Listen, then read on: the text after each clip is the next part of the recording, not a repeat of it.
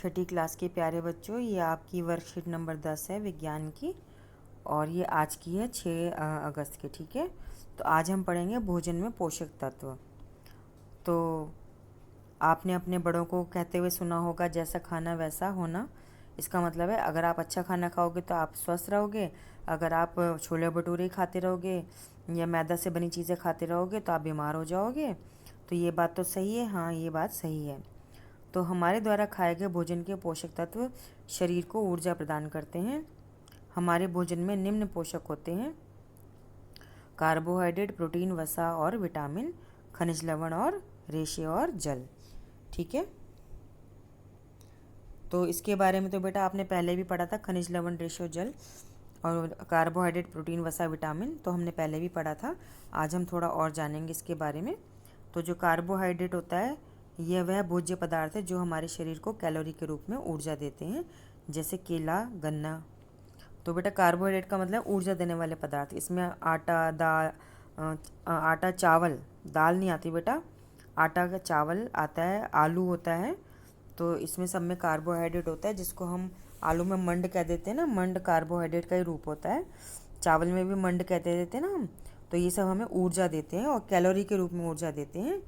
तो इन्होंने केला भी बोला, केला भी हम खाते हैं, गन्ना का रस जो होता है वो भी। ठीक है, तो ऐसे ही एक वसा होती है, यह अधिक ऊर्जा प्रदान करने वाले महत्वपूर्ण भोजन है जो कि नौजवानों के लिए अति आवश्यक होते हैं, जैसे मछली, पनीर। तो बेटा वसा माने घी, तेल, मक्खन भी होता है ना। तो ये चिकनाई जो होती है ना, ये भी हमें बहुत ज़्यादा ऊर्जा देते हैं। और ये जो बच्चे होते हैं उनकी शरीर वृद्धि कर रहा होता है, उन्हें ऊर्जा ज़्यादा चाहिए होती है, तो इसलिए उनको भी घी, मक्खन आदि देना चाहिए। तो मछली और पनीर में भी वसा यानी चिकनाई होती है। ठीक है बेटा, ऐसे ही खनिज लवण होते हैं। खनिज लवण ये जो है हमें कार्य करने में सहायता करते हैं, जो हमें जीवन के लिए आवश्यक है। जैसे हमारी आँखें देखने का काम कर रही हैं, नाक सूंघने का काम कर रही है, या हमारा खाना खा रहे हैं, वो पच रहा है, पचने के बाद जो नहीं चाहिए वो पॉटी के रूप में बाहर निकाल देते हैं, जो चाहिए हम रख लेते हैं। तो हमारा पूरा शरीर सही से काम करे उसके लिए हमें खनिज लवण चाहिए।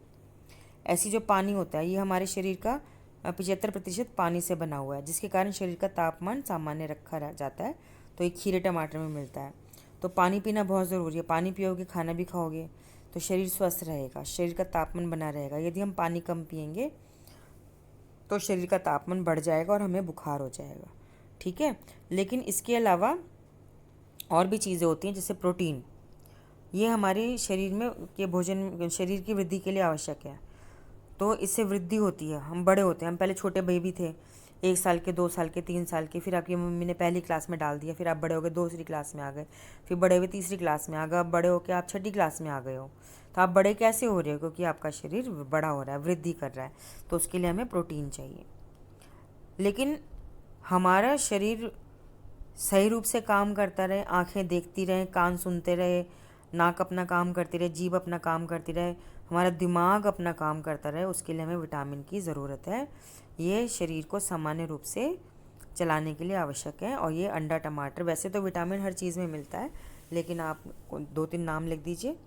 तो ऐसी फाइबर होते हैं बेटा, फाइबर सबसे आखिरी चीज़ है जो हमें शरीर को बहुत ज़रूरी चाहिए। तो फाइबर यानी रेशे।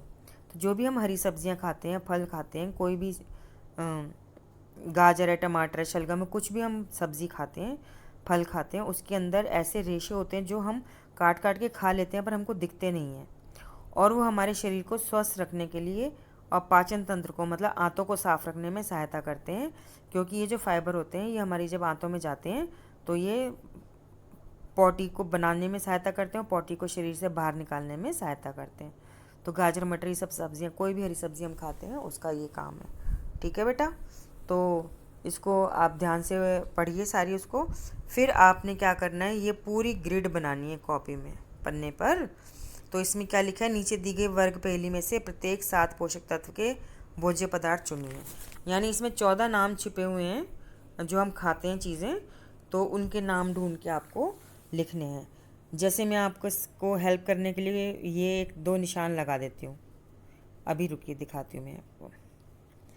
जैसे ये देखो, मुझे दिख रहा है दूध, ये देखो दूध दिख रहा है, ये मूंगफली दिख रही है ना। अच्छा, ये टमाटर दिख रहा है, ऐसे हमें ये तरबूज दिख रहा है, ऐसे ढूंढिए बेटा।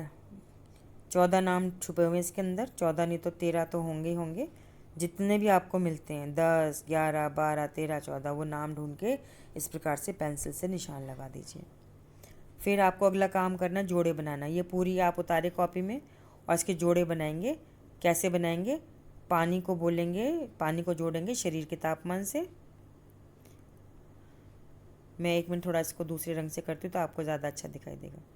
पानी को जोड़ेंगे शरीर के तापमान से। खनिज को बोलेंगे ये कार्बोहाइड्रेट ऊर्जा से, प्रोटीन को वृद्धि से, रेशे को ना हजम होने वाले से, और खनिज को जीवन को सुरक्षित रखने वाला कार्य है। तो बेटा ये 2 काम है आपके आज के। पूरी वर्कशीट को ध्यान से पढ़िए और ये 2 काम करके भेजिए।